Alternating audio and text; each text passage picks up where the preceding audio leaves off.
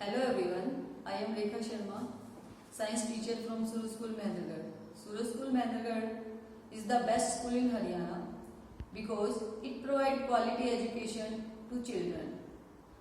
Today we are going to start structure of matter. What do you mean by matter? Matter होता क्या है? ये आपने 5th और 6th दोनों में पढ़ा है. मैटर की डेफिनेशन क्या होगी? मैटर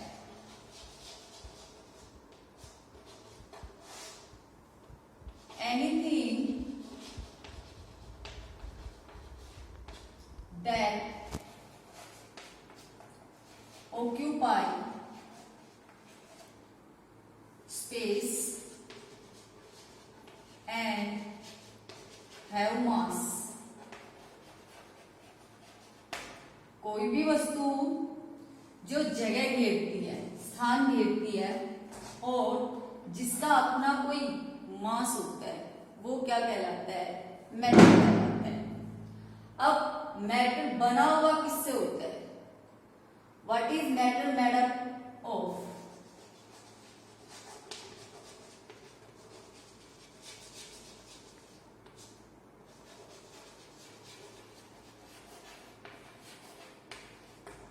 अब जो इंडियन सैक थे कणाद, उन्होंने बताया अणु स्मॉलेस्ट पार्टिकल. अकॉर्डिंग टू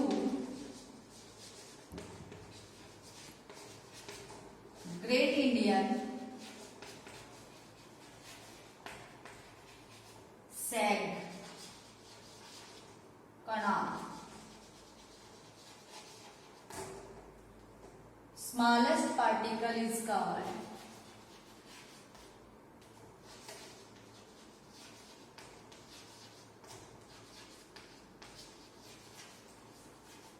अणु. अब जैसे सोने के पार्टिकल्स को तोड़ोगे, सोने के टुकड़े को तोड़ते हो या लोहे के टुकड़े को तोड़ते हो, तो जब तक तोड़ते रहोगे तब तक वो सोने के पार्टिकल्स ही बनेंगे. एक टाइम ऐसा आएगा कि वो आगे और ज्यादा नहीं टूट पाएंगे. तो वो जो स्मॉलेस्ट पार्टिकल है जिसको हम तोड़ नहीं सकते, कणाद के अकॉर्डिंग उसने क्या बताया इसका नाम? अणु. अब बात आती है इंग्लिश साइंटिस्ट जॉन डाल्टन.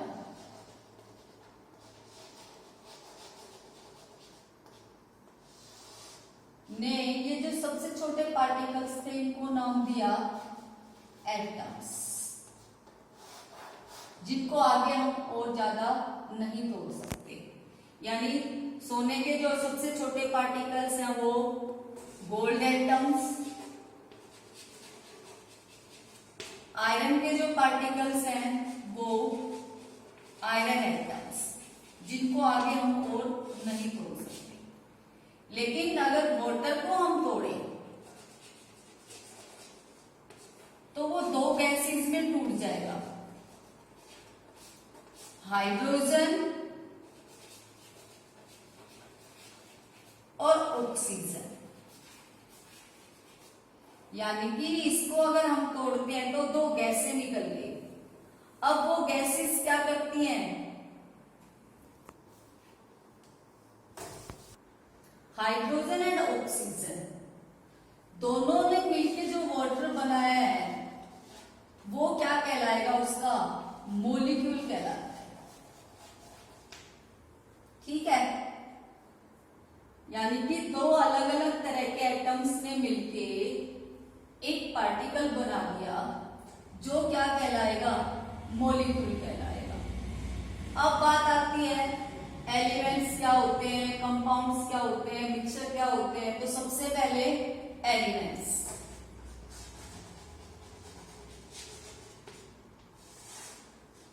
आपने चारों तरफ बहुत सारे ऐसे ऑब्जेक्ट्स देखे हैं, जैसे लोहे का है, सोने का है, चांदी का है. तो ये सब एक ही तरह के एटम्स से बने होते हैं एलिमेंट्स, और उनको आगे किसी केमिकल रिएक्शन से भी तोड़ा नहीं जा सकता. तो इसकी डेफिनेशन होगी a substance made out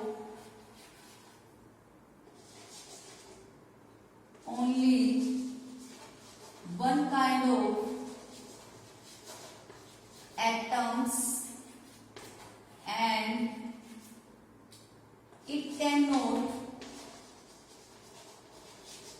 broken into simpler compounds, simpler substances by chemical methods.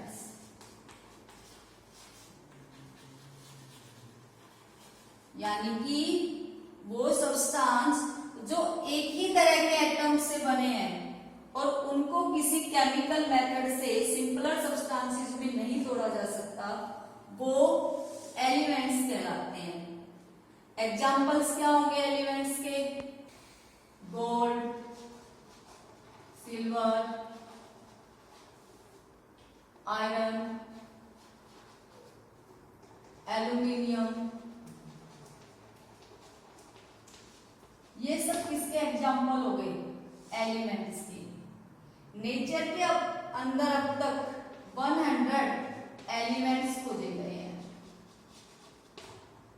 जिसमें से 92 जो एलिमेंट्स हैं वो नेचुरल हैं।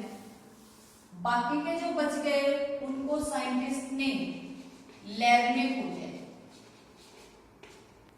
लैब जो बच गए वो लैब के अंदर तैयार किए गए। ठीक है, अब बात आती है कंपाउंड्स। कंपाउंड्स क्या होते हैं? कंपाउंड्स क्या होते हैं? Definition of compound, a substance formed by the chemical combination of two or more elements in fixed proportion। कि एक सब्सटेंस जिसके अंदर दो या दो से ज्यादा एलिमेंट्स केमिकल कॉम्बिनेशन में होते हैं, एक फिक्स प्रोपोर्शन होगा। ठीक है, इसके जो एग्जाम्पल होंगे वाटर, शुगर, साल्ट, चाक, ये सब किसके एग्जाम्पल हो गए? कंपाउंड्स के। अब बात आती है कि एलिमेंट्स तो मैंने बताया 118 है, लेकिन कंपाउंड्स हैं वो अनकाउंटेबल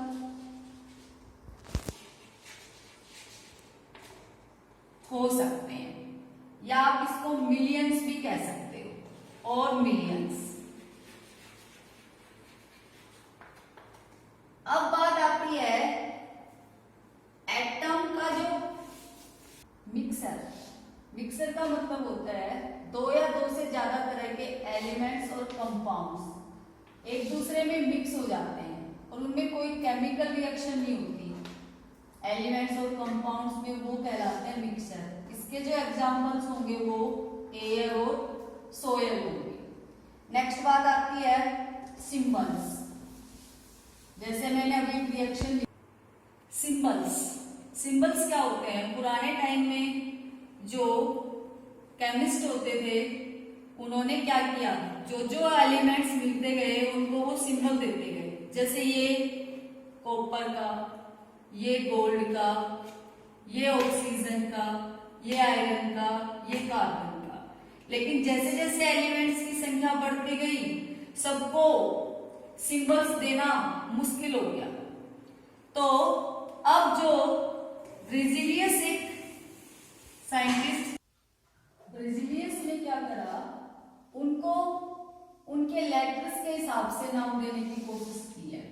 जो आज पीरियोडिक टेबल में है वो उसी के अकॉर्डिंग है। जैसे किसी में फर्स्ट लेटर यूज कर दिया, हाइड्रोजन में H, carbon C, nitrogen N, boron B।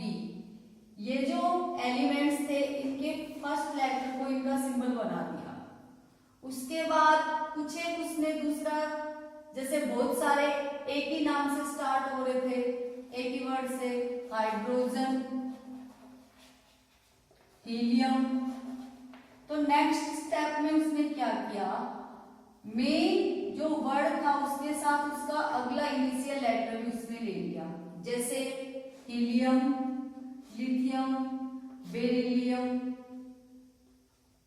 ठीक है, उसके बाद कुछ उसने क्या करा कि बहुत सारे जैसे मिलते जुलते पे हो गए तो उसने लैटिन भाषा से उसके जो मेन नाम थे वहां से उनके सिंबल्स उठाए।